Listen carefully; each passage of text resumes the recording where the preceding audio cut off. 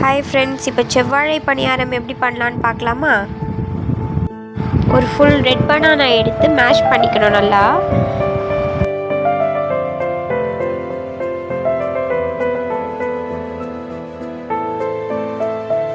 நல்லா மேஷ் பண்ணிட்டதுக்கப்புறமா ஏலக்காவும் உங்களுக்கு தேவைப்படுற சர்க்கரை, அந்த சர்க்கரையும் எடுத்து நல்லா அரைச்சிக்கணும். பவுட்ரு மாதிரி அரைச்சிக்கணும்.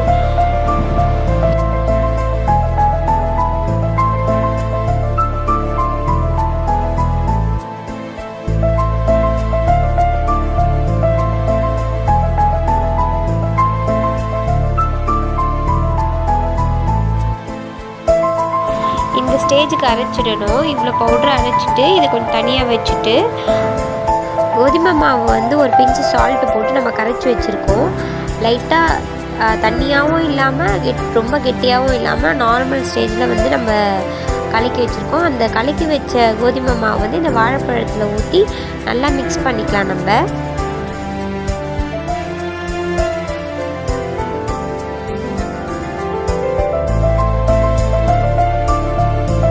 நம்ம கிரைண்ட் பண்ணி வச்ச சுகர், அந்த சுகரை இதில் போட்டு உங்களுக்கு தேவையான அளவு கொஞ்சம் கொஞ்சமாக போடுங்க. உங்கள் டேஸ்ட் பார்த்துட்டு அதுக்கப்புறமா திருப்பி போட்டுக்கோங்க.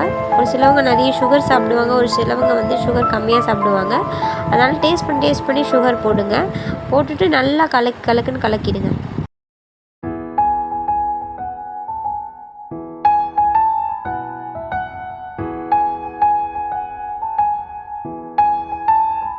நமக்கு தேவையான பாதாம் முந்திரி எடுத்து சுகர் அரைச்சி வச்ச அதே மிக்சியில் போட்டு ஒரே ஒரு சுற்றினோன்னா அது ஒன்றும் பாதியமாக ஆகிடும். அதுக்கப்புறம் நம்ம இந்த மாவில் போட்டு கலக்கிக்கலாம். உங்களுக்கு தேவைன்னா ட்ரை கிரேப்ஸு அந்த மாதிரி எதனா யூஸ் பண்ணிக்கலாம் நீங்கள்.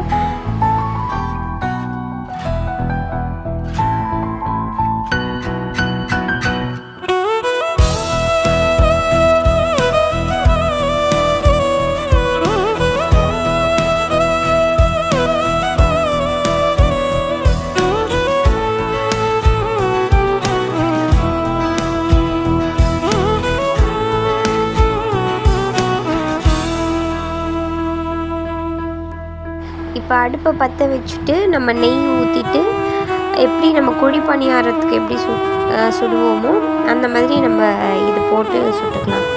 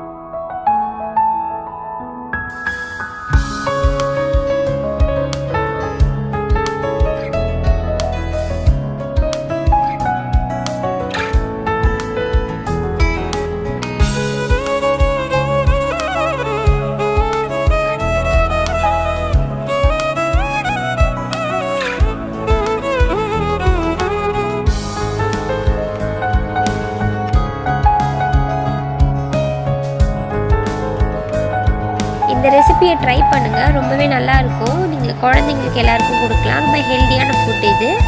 அண்ட் உங்களுக்கு பிடிச்சிருந்தால் லைக் பண்ணுங்கள், சப்ஸ்கிரைப் பண்ணுங்கள். பை பாய், நெக்ஸ்ட் வீடியோவில் பார்க்கலாம்.